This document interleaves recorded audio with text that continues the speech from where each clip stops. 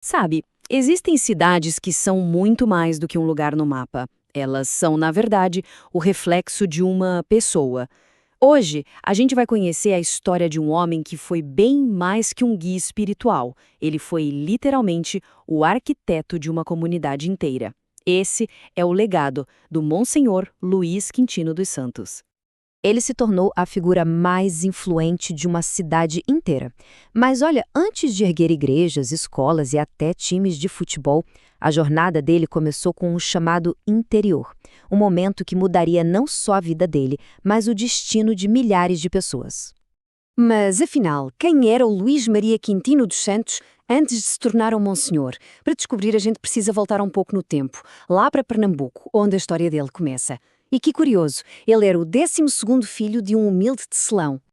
O caminho dele foi de muita mudança e, nossa, muita determinação. Ele nasceu em 1908, a família foi para o Rio de Janeiro tentar uma vida melhor, mas foi em Belo Horizonte que o destino dele realmente tomou forma, culminando na sua ordenação como sacerdote em 1936. E essa vocação não foi algo que apareceu do nada, não. Foi cultivada desde cedo. Pensa bem, aos 14 anos ele já estava no apostolado da oração. Aos 17, já participava de outros 2 grupos religiosos. Essa dedicação toda desde garoto, junto com o talento para a música sacra e o latim, já mostrava bem o caminho que ele iria seguir. Então, depois de ser ordenado e de passar rapidinho por outras paróquias, ele recebe a missão que definiria a sua vida. Em 1937, com apenas 28 anos, ele chega a Desterro de Entre Rios, uma comunidade que estava, assim, desesperadamente precisando de um guia. 12 contos de reis. Esse foi o valor que a comunidade de Desterro juntou. É que eles estavam cansados daquele entra e sai constante de padres e resolveram agir. Essa quantia, que era uma fortuna na época, não era só dinheiro. Era um investimento desesperado no futuro espiritual da cidade. Eles não estavam pedindo um padre, eles estavam garantindo um. E o desafio que ele encontrou era imenso. Essa citação aí descreve perfeitamente o cenário. Uma paróquia abandonada, com 12 capelas que precisavam de tudo. Era como uma tela em branco, só esperando por um arquiteto para começar o trabalho. E foi exatamente aí que o padre se tornou um construtor. Ele entendeu que a fé precisava de uma base sólida, tanto espiritual quanto física. Então ele arregaçou as mangas e começou a construir. E isso no sentido mais literal da palavra. Olhem só a escala desse trabalho. Em pouco tempo, ele começou uma reestruturação gigantesca. Construiu ou reformou 7 capelas, reconstruiu outra do zero, ampliou o cemitério e, o projeto mais ambicioso de todos, demoliu a igreja antiga para erguer uma nova matriz. Ele estava reconstruindo toda a infraestrutura física da fé na região. Mas as paredes, claro, são só o começo. Ele sabia que a verdadeira comunidade é construída com pessoas. Por isso, ele revitalizou a vida religiosa, criando e reorganizando associações e irmandades que deram um fôlego novo e um senso de pertencimento para o povo. A visão dele ia muito além da igreja.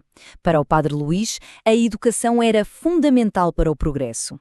Ele não só ajudou a fundar o ginásio da cidade, como se dedicou pessoalmente, atuando como diretor e professor durante anos. E ele entendia o coração do povo brasileiro, né? Apaixonado por futebol, fundou o time Fita Azul e ainda apoiava o Guanabara. Para ele, o esporte não era uma distração, mas sim uma ferramenta poderosa para unir a comunidade e dar um propósito para os jovens. A alma da comunidade também precisava de música. Em 1941, ele fundou a primeira banda musical da paróquia, trazendo arte para o dia-a-dia das pessoas. Da fé à educação, do esporte à cultura, a influência dele estava em todo lugar, tecendo a própria estrutura social da cidade. Décadas de um trabalho incansável como esse, claro, não passaram despercebidas. Chegou a hora do reconhecimento tanto por parte da Igreja quanto do povo que ele tanto serviu. O ano de 1977 trouxe um reconhecimento em dose dupla. Lá do Vaticano, o Papa Paulo VI concedeu a ele o título de Monsenhor e em casa, a cidade que ele praticamente construiu, o nomeou cidadão honorário. Foi a consagração máxima do seu trabalho, reconhecido do global ao local.